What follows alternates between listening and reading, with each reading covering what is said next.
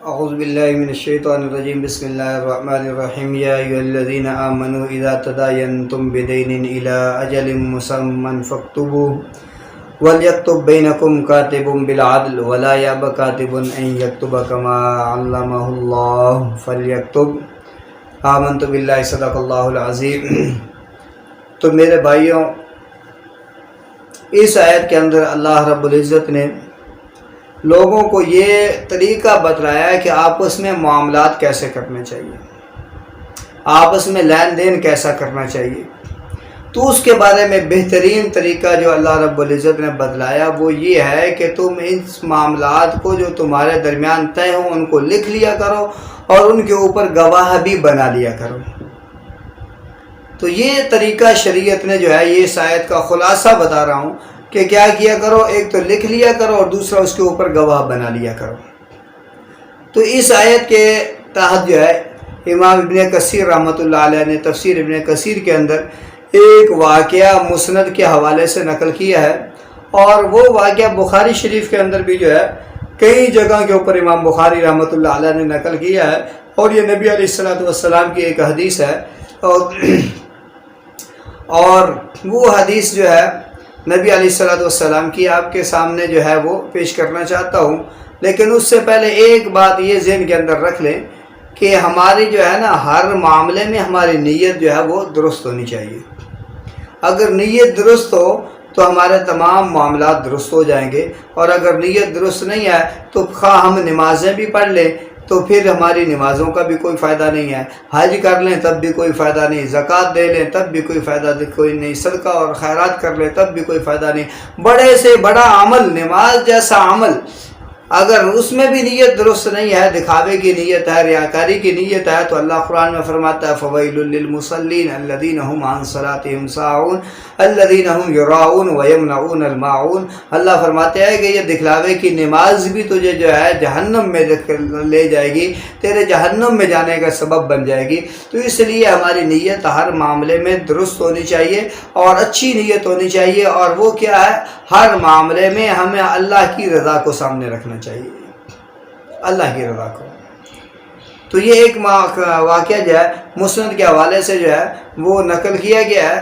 یہ واقعہ یہ تھا کہ نبی علیہ السلام نے فرمایا کہ ایک بنی اسرائیل کے ایک شخص نے دوسرے بنی اسرائیلی سے 1000 اشرفیاں یا 1000 دینار جو ہے وہ اس نے جو ہے قرض لیا، اور جب قرض لینے کے لیے گیا تو اس نے جا کے کہا کہ بھائی مجھے جو ہے قرض چاہیے اور اتنی مدت کے لیے مجھے قرض چاہیے۔ تو اس نے دوسرے قرض دینے والا جو تھا، اس قرض دینے والے نے یہ کہا کہ بھائی تو میرے سے قرضہ لینے تو آیا ہے، قرضے کے لیے گواہی چاہیے، تو تیرا گواہ کون ہے؟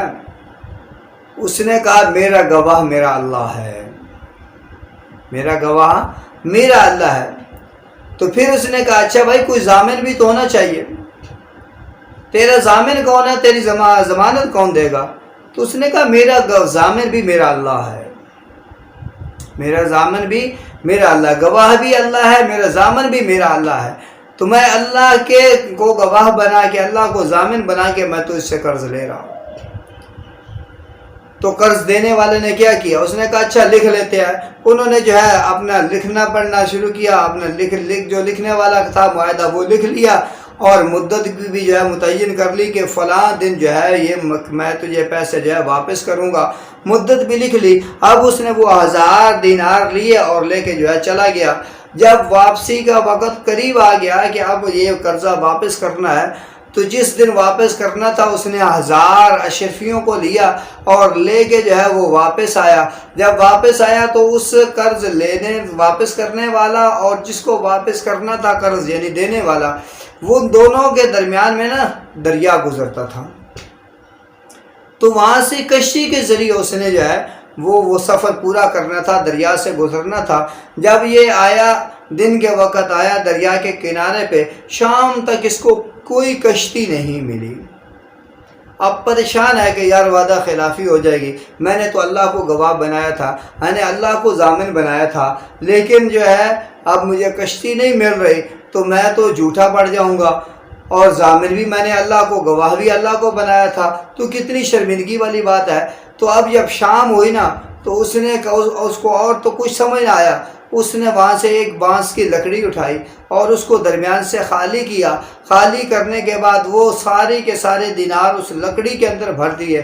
بھرنے کے بعد ایک رکا لکھا کہ بھائی یہ قرض جو ہے میں دینے کے لیے آیا تھا، کشتی نہیں ملی، کشتی نہ ملنے کی وجہ سے میں نے اس لکڑی کے اندر، بانس کی لکڑی کے اندر سارے ہزار درہموں کو رکھ دیا اور رکھ کے اللہ کے حوالے کر رہا ہوں کہ اللہ یہ قرض جو ہے اس کے مالک تک پہنچا دے۔ اوپر سے اچھے طریقے سے لکڑی کو بند کر دیا تاکہ پانی اندر نہ جائے، اور لکڑی کو دریا کے اندر ڈال دیا۔ اب لکڑی کو دریا کے اندر ڈال دیا، ڈال کے واپس چلا گیا۔ ادھر دریا کے دوسرے کنارے پہ جس نے قرض لینا تھا وہ وہاں پہ آ کے کھڑا ہوا تھا، اس نے بھی شام تک دیکھا کہ بھائی قرض دینے والا جو ہے وہ واپس نہیں آیا۔ اب شام جب ہوئی اس نے کہا کہ چلو اب واپس چلتے ہیں، اب وہ نہیں آنے والا۔ تو اس نے کیا دیکھا کہ دریا کے اندر ایک لکڑی جو ہے وہ پانی کے اوپر تیرتی ہوئی آ رہی ہے۔ اس نے اس لکڑی کو، اس بانس کو اٹھایا، بانس کی لکڑی تھی، اس کو اٹھایا کہ چلو بھائی گھر جائیں گے، اس کو کاٹیں گے، جلانے کے کام آئے گی۔ تو اس نے وہ لکڑی اٹھائی، گھر گیا، گھر جا کے جب کلہاڑی اس کے اوپر ماری، اس کے 2 ٹکڑے کیے، تو جب جیسے ہی کلہاڑی ماری اس کے 2 ٹکڑے ہوئے اور اندر سے اشرفیاں جو ہے وہ باہر گرنا شروع ہو گئی اور ان کی آواز، نہ گرنے کی آواز آنا شروع ہو گئی۔ اب اس نے دیکھا تو بڑا تعجب ہوا، بڑا حیران ہوا کہ بھائی اس بانس کے اندر سے جو اتنے پیسے نکل آئے، تو یہ کیا معاملہ ہے؟ پھر اس نے غور سے دیکھا تو اس کے اندر ایک پرچی پڑی ہوئی تھی جس کے اوپر یہ لکھا ہوا تھا کہ بھائی میں قرض دینے کے لیے واپس آیا تھا، لیکن کشتی نہ ملنے کی وجہ سے دریا کو پار نہیں کر سکا، چونکہ میرا ضامن اللہ تھا، میرا گواہ اللہ تھا، تو میں اس لکڑی کے اندر ڈال کے اللہ کے حوالے یہ قرض کر رہا ہوں کہ یا اللہ تو اس قرض کو اس کے مالک تک پہنچا دے۔ اس نے پرچی پڑھی، بڑا حیران ہو گیا کہ بھائی یہ کیا معاملہ ہے، یہ قرض تو اللہ نے مجھے واپس عطا کر دیا۔ اب اس کو قرض تو مل گیا۔ اب یہ آدمی جو تھا، ایک قرض جو لے کے گیا تھا 1000 دینار، اس کے ذہن میں تھا کہ پتہ نہیں یہ پہنچا ہے یا نہیں پہنچا۔ کچھ دن گزرے، پھر اس نے 1000 دینار جمع کی۔ جمع کرنے کے بعد اب اس آدمی کے پاس پھر آیا اور آ کے کہنے لگا کہ بھائی میں نے آپ سے 1000 دینار لیا تھا، میں معذرت خواہ ہوں، مجھے اس کشتی نہیں ملی، مجبوری بن گئی تھی جس کی وجہ سے میں تیرے پاس نہیں آ سکا۔ یہ 1000 دینار تیرا قرض میں لے کے آیا ہوں، یہ اپنا قرض میرے سے واپس لے لے۔ تو اس نے کہا کہ یہ قرض میرا نہیں ہے، یہ پیسے تیرے ہی ہیں۔ اس نے کہا کیوں؟